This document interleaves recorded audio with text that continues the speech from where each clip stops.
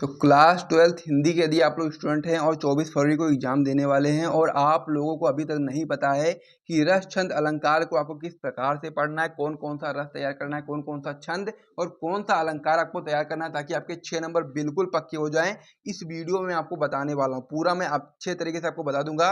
इस वीडियो को शुरू से लेकर के अंत तक देख लीजिएगा। 10-15 मिनट की वीडियो रहेगी और आपके पूरे यहाँ पर 6 नंबर पक्के हो जाएंगे। 2 नंबर का रस आता है, 2 नंबर का छंद और 2 नंबर का अलंकार आपका आता है। तो कौन सा रस पढ़ना है, कौन सा छंद पढ़ना है, कौन सा अलंकार पढ़ना है, पूरा इस वीडियो में आपको बता दूंगा। 6 नंबर बिल्कुल पक्के हो जाएंगे, एक भी नंबर आपका इसमें नहीं कटेगा। बस आपको वीडियो को लाइक करना है, चैनल को सब्सक्राइब करना है, वीडियो को शेयर कर देना है अपने दोस्तों के साथ में। तो चलिए शुरू करते हैं। सबसे पहले हम लोग रस के बारे में बात करते हैं कि रस में कौन सा रस आपको पढ़ना चाहिए। तो यहाँ पर 3 रस मैं आपको बताने वाला हूँ और बहुत ही ईजी तरीके से बताने वाला हूँ और इसका जो उदाहरण होता है वो भी मैं आपको बहुत ही ईजी तरीके से बताने वाला हूँ। तीनों रस को पढ़ लेते तो कोई एक जरूर इसमें से देखने को मिलेगा और आपके 2 नंबर पक्के हो जाएंगे। 2 आते हैं, 2 में से एक करना होता है। तो जो 2 में से जो आपको आएगा वो आपको करना है। जो मैं आपको बताने वाला हूँ यही आने वाला है। पहला रस इसमें आपका है हास्य रस। तो यहाँ पर सबसे पहले हास्य रस में जो होता है, हास्य रस का सबसे पहले स्थाई भाव लिखना होगा और ये सब में, ये सब चीज मतलब कि सब में ये चीज लिखनी होगी। करुण रस में भी इसका स्थाई भाव लिखना होगा, श्रृंगार रस में भी इसका स्थाई भाव लिखना होता है। तो सबसे पहले हम लोग हास्य रस के ऊपर बात कर लेते हैं। तो हास्य रस में बताएंगे अपने अथवा पराय के वेशभूषा, वचन अथवा क्रियाकलाप आदि से उत्पन्न हुआ हास नामक स्थाई भाव जब विभाव, अनुभाव और संचारी भाव से संयोग करता है तो हास रस का उत्पत्ति होती है। बस पहली लाइन आपको पढ़ना है, बाकी सारी चीजें सेम रहती हैं। सबसे पहली लाइन क्या है? अपने अथवा पराय के वेशभूषा, वचन अथवा क्रियाकलाप आदि से जो उत्पन्न हुआ हास नामक स्थाई भाव होता है। इसका स्थाई भाव क्या है? हास है, हास्य का। तो हास नामक जो स्थाई भाव होता है जब विभाव, अनुभव और संचारी भाव से संयोग करेगा तो हास रस की उत्पत्ति होगी। उदाहरण में बताएंगे आप लोग। नाना वाहन नाना वेशा, बीसे शिव समाज निज देखा, को मुखहीन विपुल मुख काहू, बिन पद कर को बाहू पद बाहू। इस प्रकार से आपका ये उदाहरण हो गया है। अभी आपका पहला रस कंप्लीट हो गया, इसे आप लोग पढ़ लीजिएगा अच्छे तरीके से। दूसरा रस आपका इसमें करुण रस। अब इसमें भी आपको स्थायी भाव का पता होना चाहिए, बाकी पूरी लाइन यहाँ से सेम होती है। विभाव, अनुभाव और संचारी भाव से संयोग करेगा तो यहाँ पर करुण रस की उत्पत्ति होगी, यहाँ पर हाथ रस की उत्पत्ति हो रही थी। तो यहाँ पर सबसे पहले क्या पता होना चाहिए? को स्थायी भाव पता होना चाहिए। तो स्थायी भाव क्या है करुण रस का?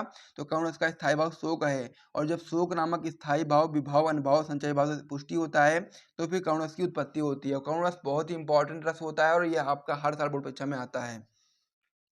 करुण रस के उदाहरण बताएंगे आप लोग। क्यों छलक रहा दुख मेरा ऊषा की मृदु पलकों में, हाँ उलझ रहा सुख मेरा संध्या के घन अलकों में। ये भी कंप्लीट हो गया है।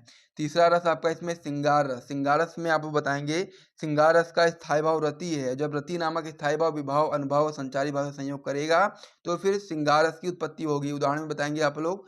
मेरे तो गिरधर गोपाल दूसरों ना कोई, जाके सिर मोर मुकुट मेरे पति सोई। इस प्रकार से आपका ये भी हो गया है। तो रस में आपको ये 3 रस तैयार करने हैं और आपके यहाँ पर 2 नंबर बिल्कुल पक्के हो जाएंगे, कोई भी आपका 1 नंबर नहीं कटेगा यहाँ पर। तो 3 रस तैयार कर लो आप लोग जैसे कि मैंने बताया उसी प्रकार से, और 2 नंबर पक्के हो जाएंगे। अब हम लोग आगे बढ़ते हैं और छंद के ऊपर बात करते हैं कौन कौन सा छंद आपको तैयार करना है। तो छंद में भी आपको 3 छंद में आपको बताने वाला, 3 छंद आपको तैयार करना ही पड़ेगा, तभी आप बिल्कुल सिक्योर हो जाओगे कि आपके 2 नंबर बिल्कुल पक्के हैं। वरना अगर 3 नहीं तैयार करोगे, 2 तैयार करके जाओगे तो फिर आप डाउट में रहोगे कि वो आएगा या नहीं आएगा। अगर आप तीनों पढ़ के जाते हो तो फिर आप पूरा एकदम पक्का मान लो कि आपके 2 नंबर यहाँ से बिल्कुल पक्के ही पक्के हैं। तो छंद में कौन कौन सा छंद आपको पढ़ना है, आपको समझना है। सबसे पहला इसमें आपका दिया गया है चौपाई। तो चौपाई में बताएंगे कि चौपाई आपका सममात्रिक छंद है। इसमें आपके 4 चरण होते हैं और प्रत्येक चरण में आपकी 16 मात्राएं होती हैं। उदाहरण में बताएंगे आप लोग। बंदव गुरुपद पदुम परागा, सुरुचि सुवास सरस अनुरागा, अमी मुरमय चूरन चारु समन सकल बहुरुज परिवारु। यहाँ पर आपके कितने चरण हैं? 4। 1 2 3 4 चरण हो गए और प्रत्येक चरण में 16 मात्राएं होती हैं। पहले देखो, पहले चरण में 2 3 4 5 6 7 8 9 10 11 12 और 2 14 2 16। इस प्रकार से 16 इसमें हो गई, इसी प्रकार से 16 इसमें भी रहेंगी, इसी प्रकार 16 इसमें भी रहेंगी, इसमें भी 16 रहेंगी। ठीक है, तो इस प्रकार से आपका ये चौपाई हो गया है। चौपाई आपका सममात्रिक छंद है। इसमें 4 चरण होते हैं और प्रत्येक चरण में 16 मात्राएं होती हैं। दूसरे की ओर बढ़ जाते हैं। दूसरा आपका इसमें दोहा होता है।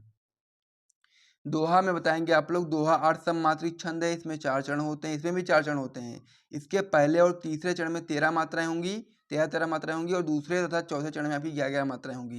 यानी कि जो दोहा होता है, ये आपका अर्ध सममात्रिक छंद है, इसमें भी 4 चरण होते हैं, लेकिन जो इसका पहला चरण होता है और तीसरा चरण होता है, इसमें आपकी 13 मात्राएं होंगी और जो आपका दूसरा और चौथा चरण होता है, इसमें आपकी 11 मात्राएं होती हैं।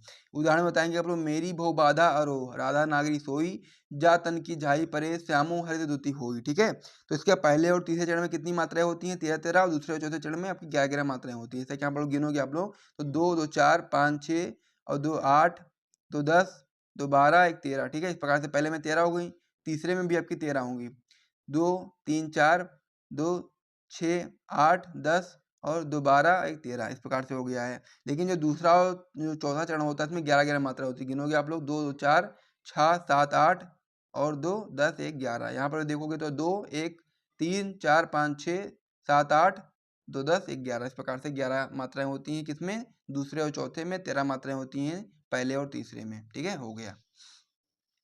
फिर आपका इसमें सोरठा। सोरठा में आप बताएंगे कि सोरठा आपका अर्ध सममात्रिक छंद है, इसमें भी आपके 4 चरण होते हैं।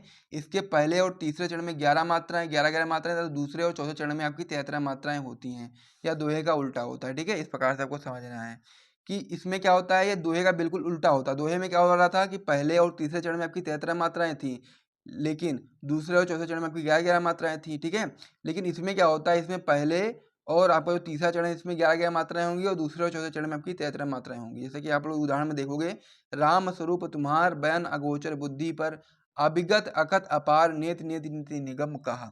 तो पहला चरण में कितनी मात्राएं होती हैं? पहले चरण में आपकी होती हैं 11 मात्राएं और तीसरे चरण में 11 मात्राएं होती हैं। जैसे देखोगे आप लोग, 2 3 4 तो 6 7 8 और 2 10 1 11, यहाँ पर हो गई, यहाँ पर भी 11 होंगे, 1 2 3 4 5 6 7 2 9 10 11, इसमें 11 हो गई। फिर आप इसमें बताएंगे 1 2 3 4 तो 6 7 8 9 10 11 12 13, 13 मात्रा इसमें हो गई, 13 इसमें भी होंगी। 2 3 2 5 6 7 8 9 10 11 12 13 इसमें भी हो गई। ठीक है, तो इस प्रकार छंद में आपको इतने छंद पढ़ने, आपको 2 नंबर बिल्कुल पक्के हो जाएंगे। अब हम लोग बात कर लेते हैं अलंकार में, कि अलंकार में कौन कौन सा अलंकार आपको पढ़ना है, ताकि आपको पूरे 2 नंबर यहाँ से भी बिल्कुल पक्के हो जाएं। तो अलंकार में पहला अलंकार आपका रहेगा अनुप्रियास अलंकार। तो इसमें आप बताएंगे, एक ही वर्ण की बार बार आवृत्ति होने पर अनुप्रियास अलंकार होता है। उदाहरण में बताओगे आप लोग, कानन कठिन भयंकर भारी, घोर घाम हिमवारी बयारी। ठीक है, इस प्रकार से आपका ये हो गया अनुप्रियास अलंकार। यानी कि जब एक ही वर्ण की बार बार आवृत्ति हो तो उसको हम लोग अनुप्रियास अलंकार बोलते हैं। स्पष्टीकरण में आप बताओगे, इस उदाहरण में का भा रा घा अक्षर एक से अधिक बार आए हैं। जैसे कि कानन कठिन भयंकर भारी, तो यहाँ का भा अधिक बार आ रहे हैं और घा भी आपके अधिक बार आ रहे हैं, तो यहाँ पर क्या है, आपका उदाहरण हो जाएगा। ठीक है, ये आपका अनुप्रियास अलंकार हो जाएगा। स्पष्टीकरण भी आपको करके बता देना है। अब हम लोग अगले इसमें अलंकार की ओर बढ़ते हैं। अगला अलंकार आपका इसमें यमक अलंकार। इसमें आप बताएंगे, जब एक ही शब्द 2 या 2 से अधिक बार आता है और भिन्न भिन्न अर्थों में प्रयुक्त होता है, तो यहाँ यमक अलंकार होता है। ठीक है, जब एक शब्द क्या हो, 2 या 2 से अधिक बार आए और उसके भिन्न भिन्न अर्थों में प्रयुक्त हो, तो उसको हम लोग क्या बोलेंगे, यमक अलंकार बोलेंगे। उदाहरण में बताओगे आप लोग, काली घटा का घमंड घटा। अब यहाँ पर घटा घटा 2 बार आ रहा है, लेकिन इसका जो अर्थ है अलग अलग है। ठीक है, और फिर आपका आगे नभमंडल तारक वृंद खिले। तो यहाँ पर जो पहला वाला घटा है काली घटा, इसका मतलब है बादल घटा का, और इस वाली घटा का मतलब है घमंड, मतलब कि कम हो गया है। ठीक है, इस प्रकार से आपको समझना है। तो ये आपका यमक अलंकार हो गया, इसे भी नोट कर लीजिएगा। अगला आपका इसमें उत्प्रेक्षा अलंकार। इसमें आप बताएंगे, जहां उपमेय में उपमान की संभावना की जाए वहां उत्प्रेक्षा अलंकार होता है। उदाहरण बताओगे आप लोग, सोहत ओढ़े पीठ पटु श्याम सलोने गात, मलो निर्मली शैल पर आतपु परियो प्रगास। स्पष्टीकरण में बताओगे आप लोग, यहाँ श्री कृष्ण के श्याम गात में नीलमणि शैल की तथा पीठ पट में प्रभात के आतप की संभावना की गई है। यह आपका तीसरा हो गया। चौथा आपका इसमें जो अलंकार होता है वो आपका होता है श्लेष अलंकार। ये 4 आपको अलंकार पढ़ने, 2 नंबर बिल्कुल पक्के होंगे। चौथा आपका है श्लेष अलंकार। इसमें बताएंगे, जब एक शब्द एक ही बार प्रयुक्त होता है किंतु उसके 2 या 2 से अधिक अर्थ होते हैं, तब वह श्लेष अलंकार होता है। उदाहरण में बताओगे आप लोग, चिर जीवो जोरी जुरे क्यों ना स्नेह गंभीर, को घटिए वृष भानुजा हुए हलदर के वीर। स्पष्टीकरण में बताओगे आप लोग, वृष भानुजा, जो पहला वृष भानुजा है, इसका क्या मतलब है, इसके 2 अर्थ हैं। पहला है आपका राजा वृषभानु की पुत्री राधा, दूसरा अर्थ है वृषभ की बहन गाय। दूसरा अर्थ में क्या है, हलदर। हलदर के भी 2 अर्थ हैं। पहले का अर्थ है, हलदर का मतलब पहला अर्थ है बलराम, दूसरा अर्थ है बैल। इस प्रकार से भी कंप्लीट हो गया है।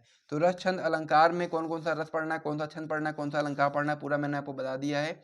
यहाँ अगर आपको वीडियो पसंद आए तो वीडियो को लाइक करें, चलो सब्सक्राइब करिएगा। मिलते हैं वीडियो में, तब तक के लिए जय हिंद।